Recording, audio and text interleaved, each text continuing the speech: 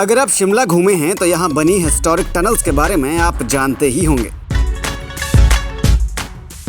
लेकिन इस वीडियो में आपको शिमला की ऐसी टनल्स के बारे में हम बताने वाले हैं जिनके बारे में शायद आपको पता ही ना हो। ऐसा इसलिए क्योंकि ये टनल्स अंग्रेजी राज में तो काफ़ी इस्तेमाल होती थी, लेकिन अब इनका इस्तेमाल बिल्कुल नहीं होता। हालांकि ये टनल्स अभी भी मौजूद ज़रूर हैं।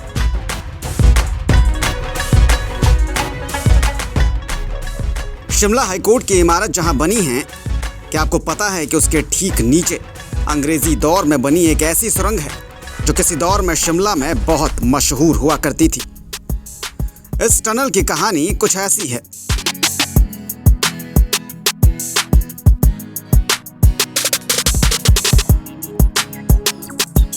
दरअसल शिमला की सबसे पुरानी इमारतों में से एक इमारत थी रेवेंसवुड।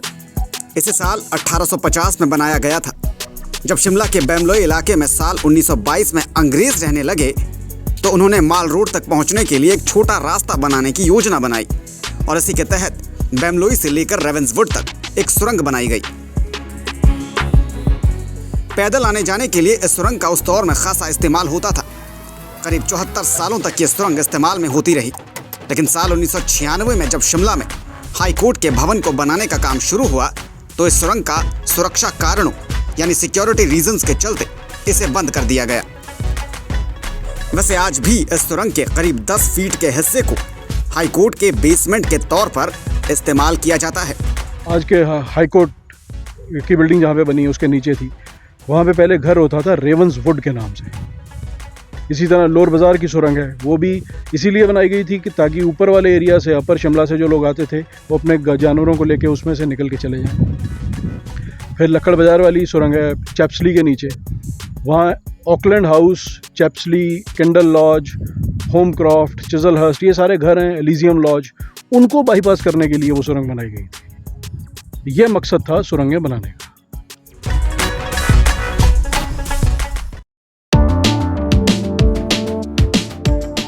शिमला में अंग्रेजी दौर की कुल 5 सुरंगें हैं, जिनमें से इस्तेमाल में आज सिर्फ 2 ही हैं।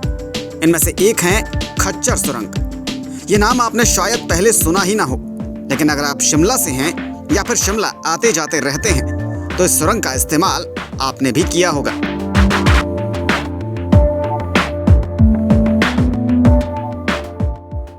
शिमला के लोअर बाजार को लक्कड़ बाजार से जोड़ती ये सुरंग है खच्चर सुरंग। जब शिमला का गंज बाजार पड़ोसी रियासतों को खाद्य पदार्थों का निर्यात करता था तो यहाँ खच्चरों और कूलियों की काफी आवाजाही होती थी। अंग्रेजों ने मॉल रोड से गुजरने वाले इस ट्रैफिक पर पाबंदी लगा दी और इसी आवाजाही के लिए विकल्प के तौर पर इस खच्चर सुरंग का निर्माण कराया गया। सुरंगें जो बनाई गई थी ये इसलिए नहीं थी कि वहाँ पे हिंदुस्तानियों का आना मना था या कोई और आदमी वहाँ पे जा नहीं सकता था या सिर्फ अंग्रेज ही जाते थे। ये असल में बनाई गई थी ट्रैफिक को डाइवर्ट करने के लिए। ट्रैफिक से मेरा मतलब उस समय मोटर गाड़ियाँ तो थी नहीं, घोड़े खच्चरों पे सामान आता था, लोग भी आते थे, उन्हीं के घोड़ों पे आते थे।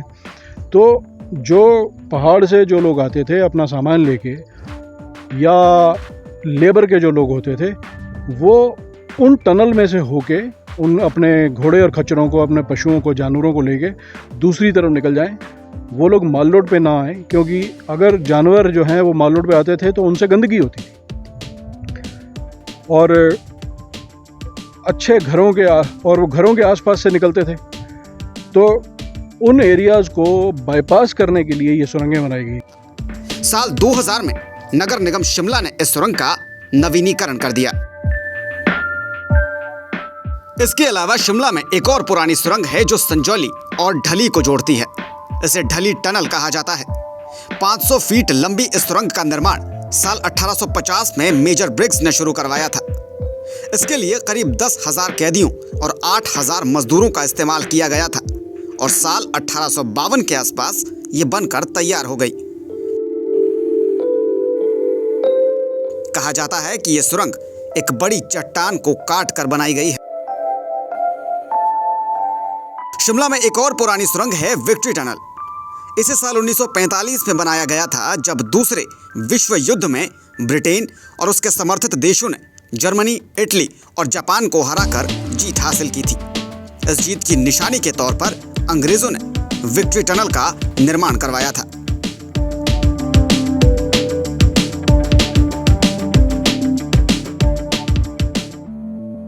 शिमला में ये टनल्स वही काम करती है जो किसी भी मैदानी इलाके में बसे शहर में फ्लाईओवर्स या फिर अंडरपास करते हैं। शहर के ट्रैफिक और पैदल आवाजाही के लिए ये सुरंगें काफी मददगार होती हैं और यही वजह है कि अंग्रेजी दौर में बनी इन सुरंगों के अलावा भी शिमला में अब कई नई सुरंगें बनाई जा चुकी हैं।